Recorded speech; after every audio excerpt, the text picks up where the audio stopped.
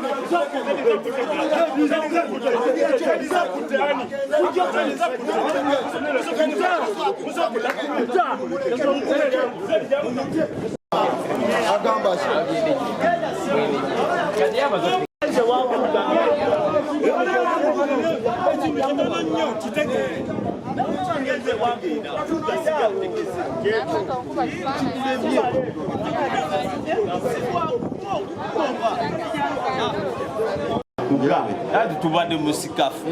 just girage wane ate oli agikuba kifaananyi kafulumye agende obo obusirufe twabo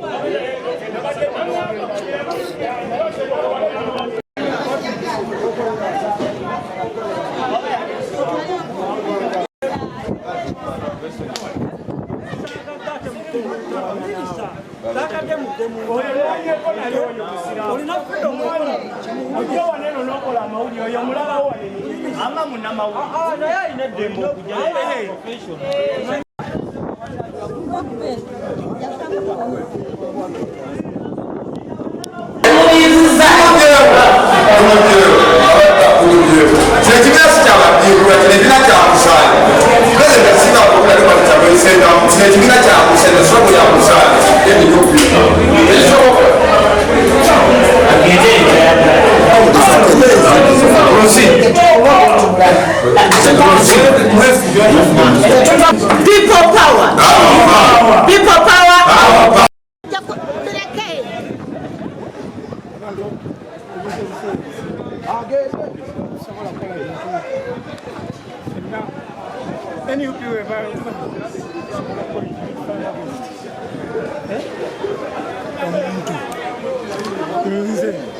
Honorable Council okutegeka okusaba ng'osabira eggwanga nze kimba nina okutegeka okusaba mu kitete yenkiikirira bwe mba nga ntegesa okusaba mu kitete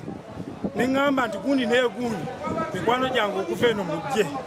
kusabira kibiina tosobola kugamba mbwate waliddemu ensolo Kulaka bamutomera tuba wakunga. Oyo. Abantu abamu bajja mu NUP. Nga tebaze babigendererwa bya bukulembeze.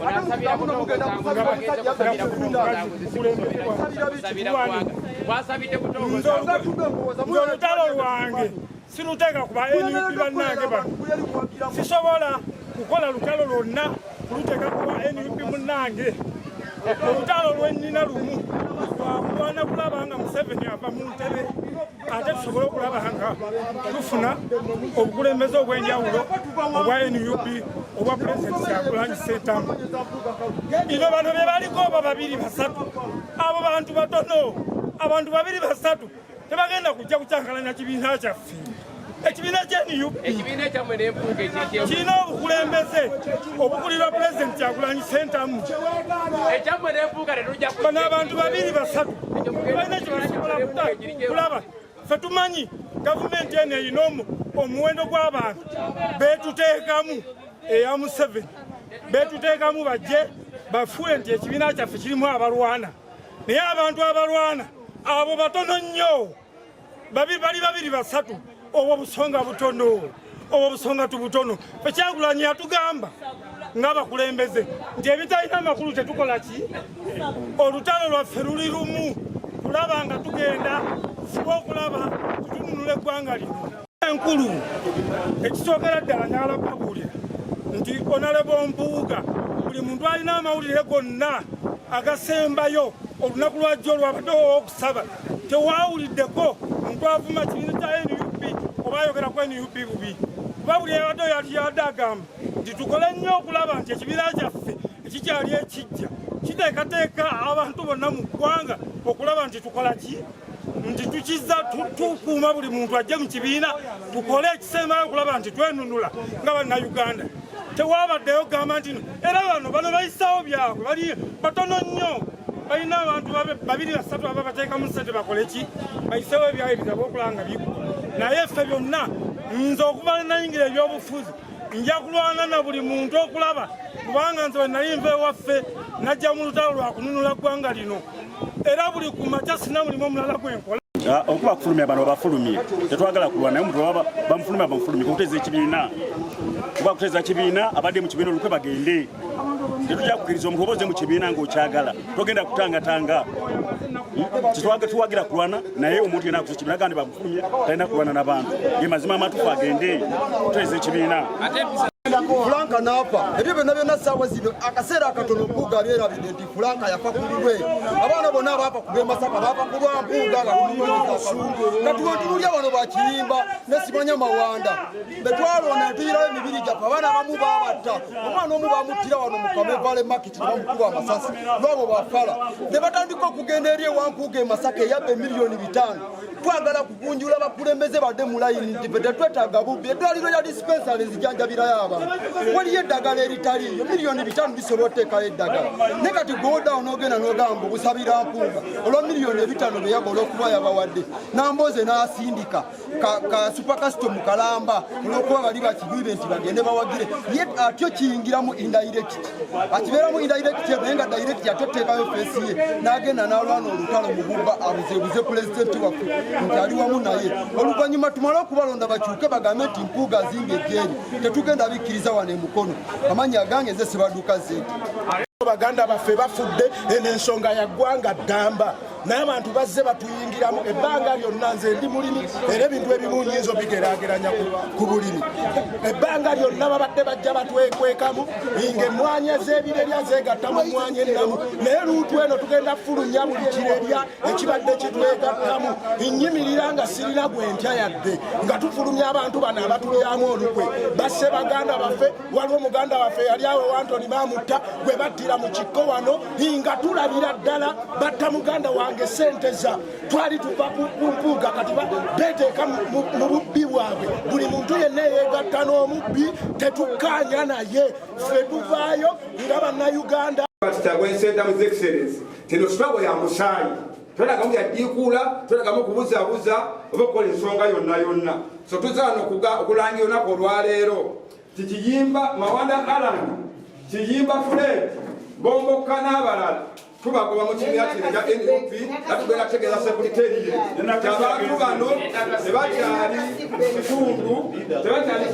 NUP olw'ebikolwa byabwe kubanga muno NUP tunakulabirala ku ki ku bikolwa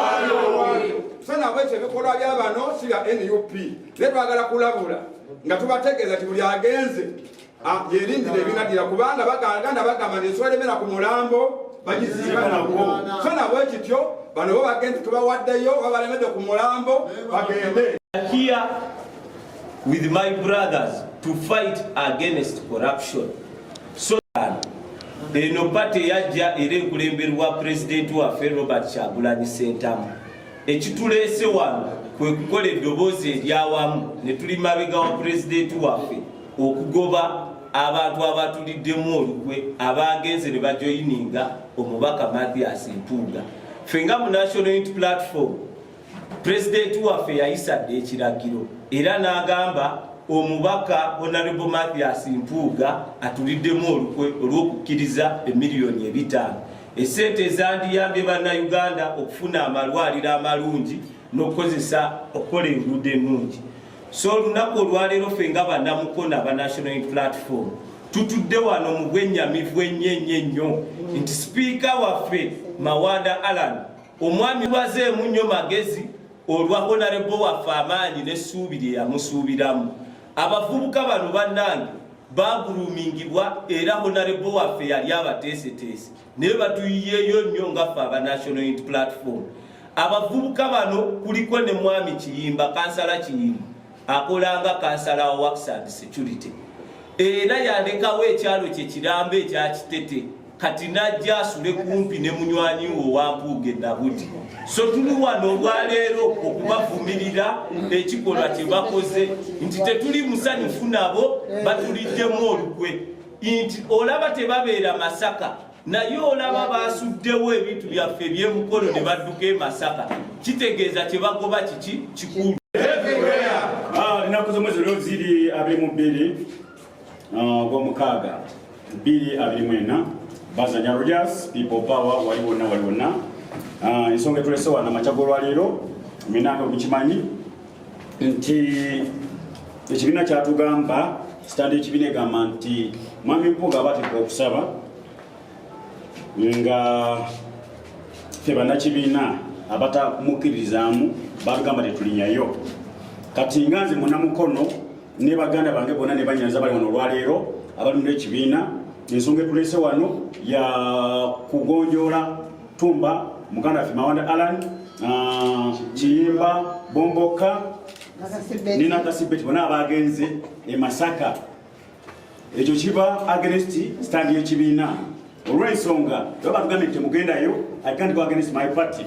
Kyamazima bannamawulire muli wano ebbanga erisinga twali wano nga tukola mwami Nkoyo emeya waffe Tumba Mawanda Allan ebali wano ne Kiyimba mu maaso. Kakati tugenda kula muntu ena ku liiso lw'ekibiina lyakola ensobi kabeere ganze bazanya kabeera force tugenda kubakuba paka kubulira bubi. Era katugamba nti kye bakoze kyakulya mu kibiina lukwe okugenda e Masaka. Ate ekyasinze okunkwasa ennaku kumulangira nti yatwala ebbendolendo ku lwa Mpuuga mu Kyaggwe n'asituka. Ekyo kyatusiza bubi nnyo. Kayigaffe bannakibiina tugamba nti kimala tugenda kukkiriza kuzanyira ku kibiina. N'ekibiina batusibye biwa musaayi tetugenda kukkiriza ddala muntu yenna azanyire mu kibiina. So tuli wano amategula nga tugamba ekimala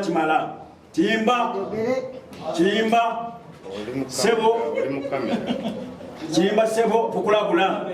tugenda kubadoze wano tugenda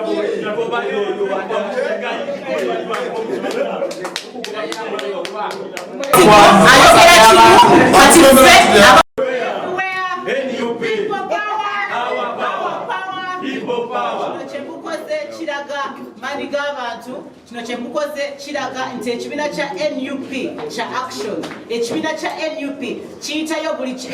kyebayita ekikolebwa obubi kyebayita wrong action. Abantu ba People Power bavaayo ne bakivumirira nga tebaswadde ne bakivumirira mu lwatu. Yeyo ensonga emu eyandeeta okweyunga ku People Power. Obuli bw'enguzi mu Uganda bwe bugenda okufuula Uganda enjavu gwe nange esente zingira mu nsawo zaffe zirikulibwa abo abakulembeze abalina okuvumirirwa ekintu kya corruption. Leka tuwuliziganye